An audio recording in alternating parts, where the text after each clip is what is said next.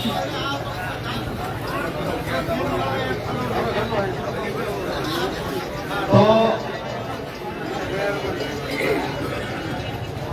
જુસ્સા સાથે ભારત માતાની જય બોલાવીએ. બોલો ભારત માતા કી જય.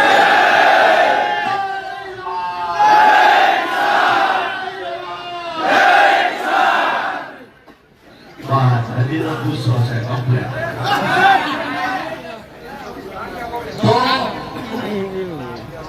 મહત્વની વાત એ છે ભાઈ, તું આ બાજુ આવી ને આવડું ફરીનું પૂરવું પડે છે. એ દાદા દેખાય છે, એ બાજુ દેખાય. દોસ્તો, મને એવું હતું કે હવે આપણી વાત બોલવાની આજે એક વખત ભાષણ કરશું. ઓલું કાગળિયું વાંચ્યું મને કીડિયું સડવામાં, એ માંગણી અમે પૂરી કરી દઈએ. હવે એના એ કાગળમાં વળતા વાહે લખીને આપ્યું છે, અને આ લખાણ કોને લખ્યું છે એ નથી લખ્યું. કોઈનો સિક્કો નથી, કોઈની સહી નથી, લેટર પેડ નથી. ઉપર જય કિસાન લખ્યું છે. મને એવું લાગે છે કે તમે એને લાયક નથી જય કિસાન લખવા કે બોલવા. પરસોત્તમભાઈ હવારની ધીરજ રાખતા અમે થોડા હવે હિટિંગ પકડ્યું હોય એવું લાગે છે. હવે હું તમને એક વાત પૂછવા માટે ઉભો થયો છું. ઘડીએ ઘડીએ એ વાત પૂછું છું. લોકોના ટોળામાં છીએ, જુસ્સા સાથે આ પાડી દઈએ, આવું ન કરતા. આપણી માંગણી છે એના પર અકબંધ આપણે રહેવાનું છે. વાત આપણે નક્કી થઈ છે. નિર્ણય 5 કલાક પછી હું તમને પૂછું છું, કઈ બદલાનો નથી ને? પૂછો હાથ કરીને આકલો.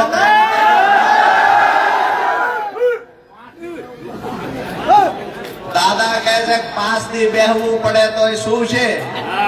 દોસ્તો, એક વાતની ચોખવટ કરવા માટે ઉભો થયો છું કે અમે માંગણી હવારે કરી, મસાલો નહોતા ખાંડતા.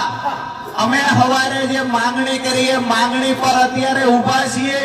આવનાર સમયમાં પણ એ માંગણી પર ઉભા છીએ. એ લોકો એવું કહેતા હોય કે મીટિંગ કરવામાં અમારે બધા હાજર નથી, તો આપણને એવું કે મીટિંગ અમે કાલ કરશું અને તમારી માંગણી પરમ દિવસથી અમલમાં લાવી દઈશું. આવું સહીન સિક્કો કરીને તો આપવા જોવે ને. એટલે તમે આટલા વરા ખાધું, 2 દી વધુ ખાઈ જાવ, પણ ત્રીજા દિવસથી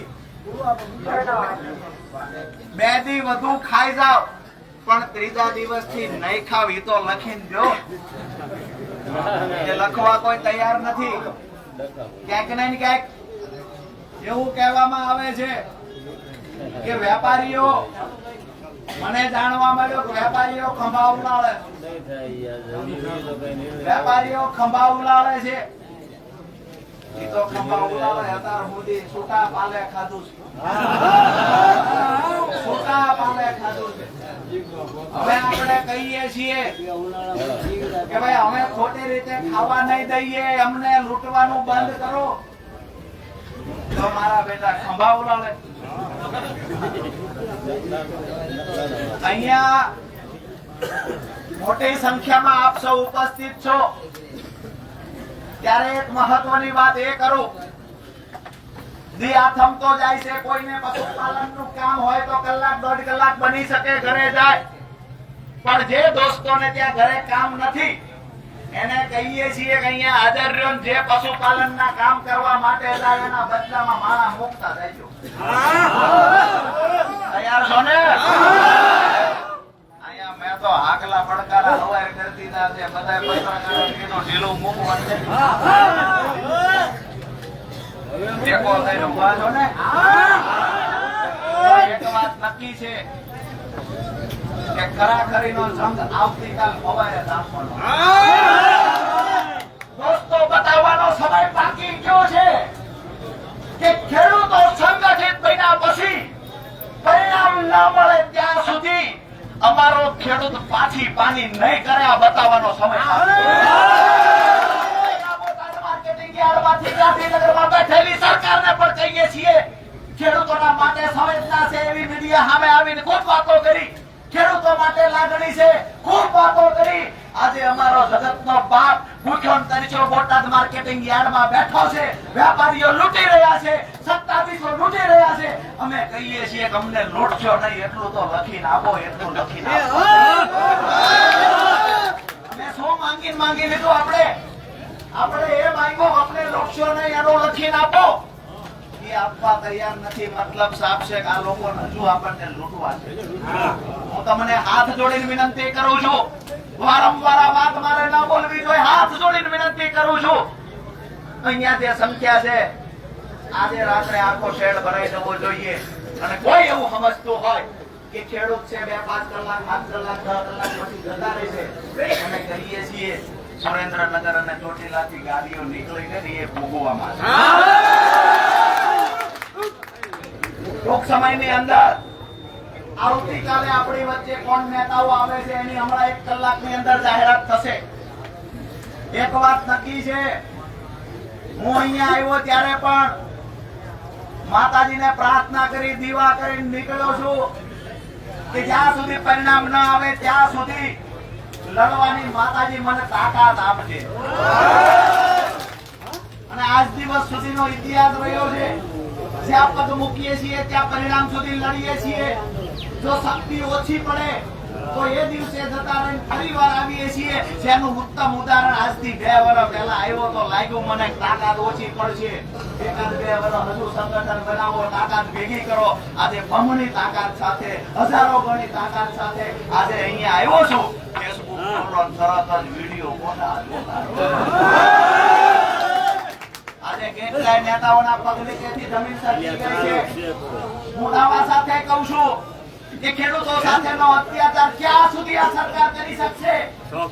અહીંયાથી સમજી જાય તો ભલે સાંજ સુધીમાં, નહીતર આખી આવતીકાલે એવા લોકો અહીંયા આવવાના છે ને કે આખા દેશનું મીડિયા બોટાદ માર્કેટિંગ યાર્ડમાં.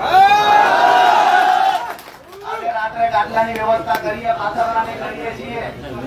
આજે રાત્રે અહીંયા ગાદલા નાખી દેવાના છે અને આપણે બધા મોટી સંખ્યામાં, હજારોની સંખ્યામાં છીએ. ગાદલા હજારો આવે કે ન આવે, મૂંગણ પાથરી દઈએ એના માટે માથે હું હોઈ જવાનો છું, તમારે હોઈ જવાનું. આખા ગુજરાતનું ધ્યાન છે કે આજે બોટાદમાં શું થવાનું. આખા ગુજરાતનું ધ્યાન છે બોટાદમાં શું થશે.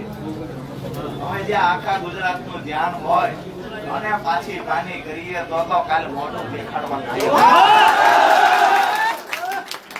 આખા ગુજરાતના ખેડૂતોની ઉમ્મીદ છે કે બોટાદમાંથી કઈ સારો નિર્ણય આવશે. અમે ઓલા પણ ઓફિસે, ભાજપની ઓફિસે આઠીએ પગ ચડાવીને બેઠેલા લોકો એવું કે ભલે મહિનો બેહે, ભલે મહિનો બેહતા હોય જવાબ નહીં આપીએ. સવારે સાહેબ આવ્યા 6માં ચડાવી, ભલે બેહતા હોય અવાજ નહીં કરવાનો. એના જગતના બાપ છીએ, તમારા ગુરુ ગાંધીનગરમાં છે ને, જેથી એની ઓફિસે જાય છો તેથી એની ખુરશીના પાયા પાડી નાખે. અહીંયા રહેલા ભાજપના નેતાઓ એવું કે અવાજ નહીં કરવાનો. અરે ભાઈ, ગુંડાઓ અવાજ નહીં કરે, માથાવાળે લુખાઓ અવાજ નહીં કરે.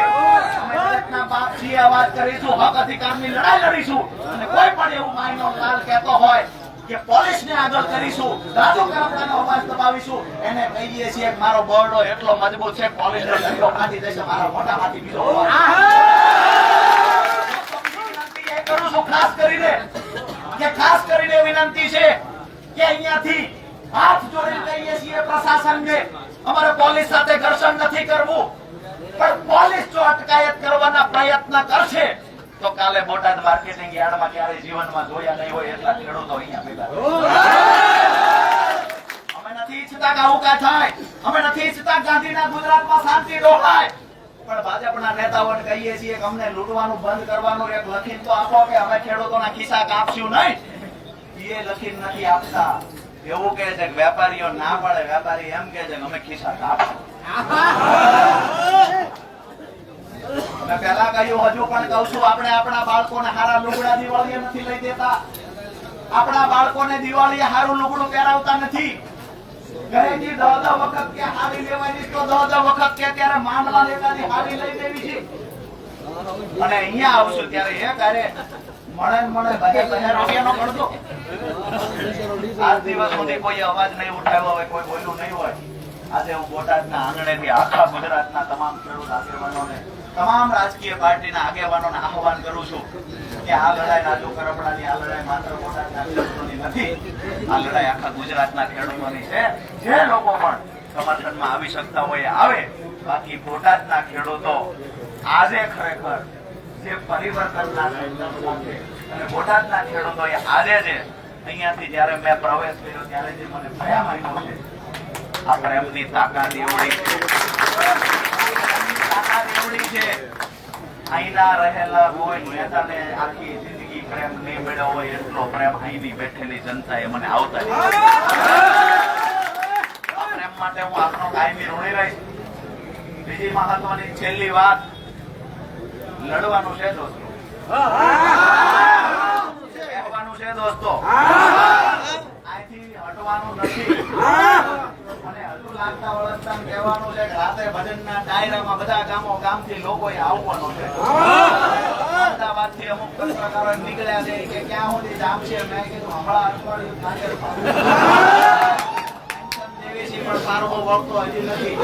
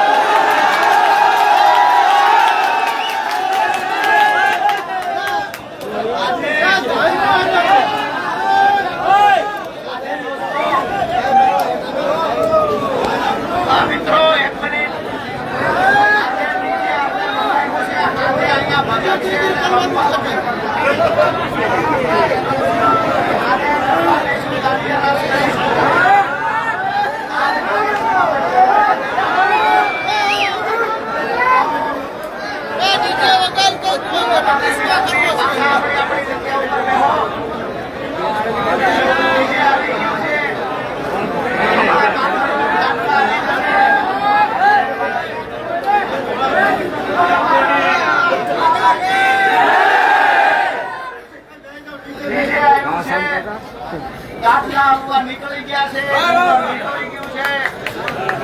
બધી વ્યવસ્થા ગોઠવાઈ રહી છે. આ લાઈટની વ્યવસ્થા કરવાની કહીએ, કોકને હમણાં કહીએ લાઈટની વ્યવસ્થા કરે.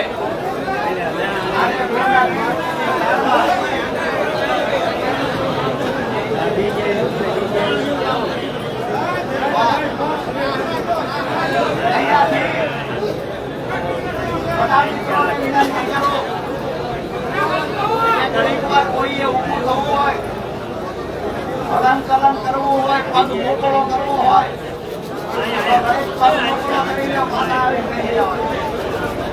અને જેને પણ સારું બોલતા આવડે તમામ લોકો વિનંતી છે કે જેને બોલતા આવડે કાયદામાં રહે. બોલવાનો નથી, તો બહેનો દીકરીઓ આપણી વાત સાંભળતા.